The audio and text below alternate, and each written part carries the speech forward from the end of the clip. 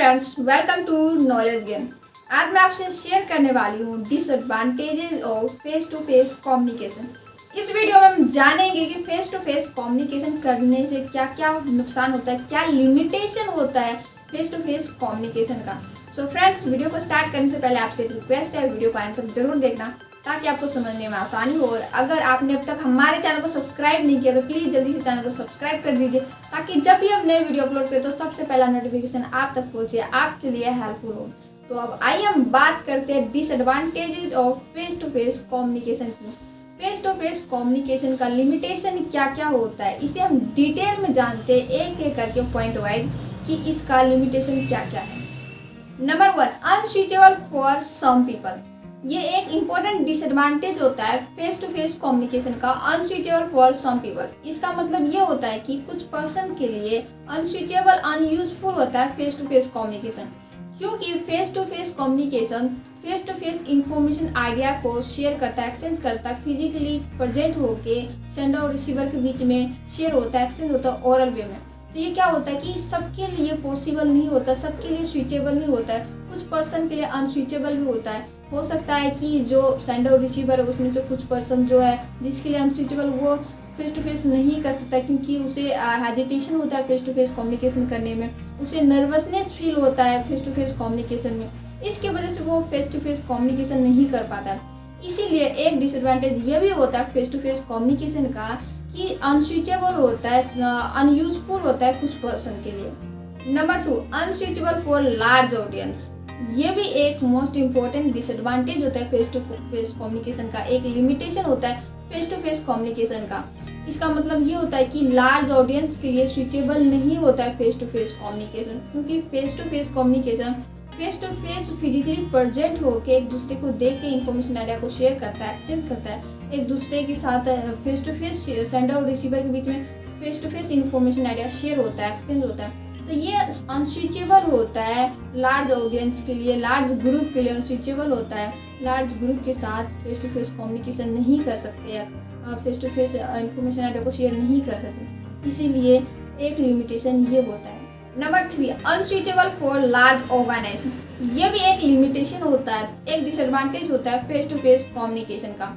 Large organisation के लिए अनस्विचेबल होता है फेस टू फेस कम्युनिकेशन, क्योंकि लार्ज ऑर्गेनाइजेशन जो होता है, बड़ी बड़ी कंपनियां होता है, उसके अलग अलग कंट्री में, अलग अलग स्टेट में अलग अलग जो ऑफिसेज होता है, अलग अलग ऑर्गेनाइजेशन होता है। तो उसमें क्या होता है कि face to face communication suitable नहीं होता है। हर डिपार्टमेंट में, हर ऑर्गेनाइजेशन में एक साथ ही कन्वर्सेशन करना, एक साथ ही इंफॉर्मेशन आइडिया को शेयर करना। इसीलिए फेस टू फेस कम्युनिकेशन का एक लिमिटेशन ये होता है कि लार्ज ऑर्गेनाइजेशन के लिए अनस्विचेबल होता है, अनयूजफुल होता है फेस टू फेस कम्युनिकेशन।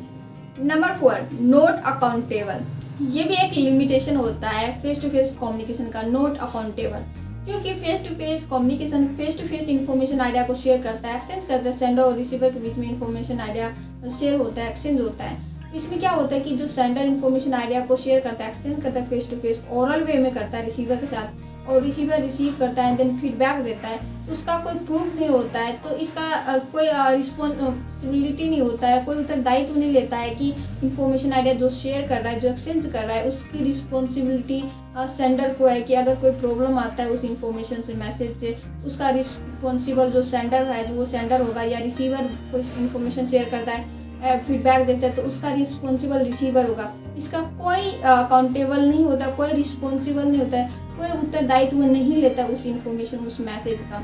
इसीलिए एक लिमिटेशन ये होता है फेस टू फेस कम्युनिकेशन का, नॉट अकाउंटेबल, कोई रिस्पॉन्सिबल नहीं होता है उस मैसेज के लिए, उस इन्फॉर्मेशन के लिए। Number 5, law, legal and reference value. ये भी एक लिमिटेशन होता है, एक इम्पोर्टेंट डिसएडवांटेज होता है फेस टू फेस कम्युनिकेशन का, law, legal and reference value. इसका मतलब ये होता है कि फेस टू फेस कम्युनिकेशन का लॉ लीगल होता है, कोई लीगल एविडेंस नहीं होता, लीगल प्रूफ नहीं होता है, कोई रेफरेंस वैल्यू नहीं होता है, क्योंकि face to face communication face to face information idea को शेयर करता है, ओरल वे में करता है, फिजिकली एक दूसरे के सामने प्रेजेंट होकर इन्फॉर्मेशन आइडिया शेयर करता है, एक्सचेंज करता है। कोई रिटर्न वे में नहीं करता, कोई रिटर्न प्रूफ नहीं होता है, इसीलिए इसका जो लीगल वैल्यू होता है, रेफरेंस वैल्यू होता है, वो लो होता है, उसका कोई लीगल एविडेंस नहीं होता है। तो एक इम्पोर्टेंट लिमिटेशन, एक डिसएडवांटेज ये होता है फेस टू फेस कम्युनिकेशन का कि इसका कोई लीगल लॉ नहीं होता है, लीगल नहीं होता, एविडेंस नहीं होता है, कोई रेफरेंस वैल्यू नहीं होता है। Number 6, poor retention by listener. ये भी एक लिमिटेशन होता है, एक डिसएडवांटेज होता है फेस टू फेस कम्युनिकेशन का। इसका मतलब ये होता है कि फेस टू फेस कम्युनिकेशन जब में सेंडर और रिसीवर के बीच में face to face information idea को शेयर किया था, एक्सचेंज किया था, ओरल वे में फिजिकली प्रेजेंट होकर एक दूसरे को देख के इंफॉर्मेशन आइडिया को शेयर किया था, एक दूसरे के सामने शेयर किया जाता है। तो इसमें क्या होता है कि इंफॉर्मेशन आइडिया जब शेयर करता है सेंडर और रिसीवर होता है, रिसीव करता है, तो वो पुअर रिटेंशन के साथ रिसीव करता है, सही से रिसीव नहीं करता है। फिजिकली तो प्रेजेंट होता है लेकिन मेंटली कहीं और होता है समटाइम। तो क्या होता है, इसकी वजह से कम्युनिकेशन में प्रॉब्लम आ जाता है। तो एक लिमिटेशन, एक डिसएडवांटेज ये होता है कि पुअर रिटेंशन के साथ रिसीव करता है, लिसनर जो होता है, रिसीवर होता है, उस इंफॉर्मेशन आइडिया को रिसीव करता है, फोकस के साथ रिसीव नहीं कर पाता है समटाइम। तो इसीलिए एक डिसएडवांटेज ये भी होता है। सो ये था disadvantages of face to face communication.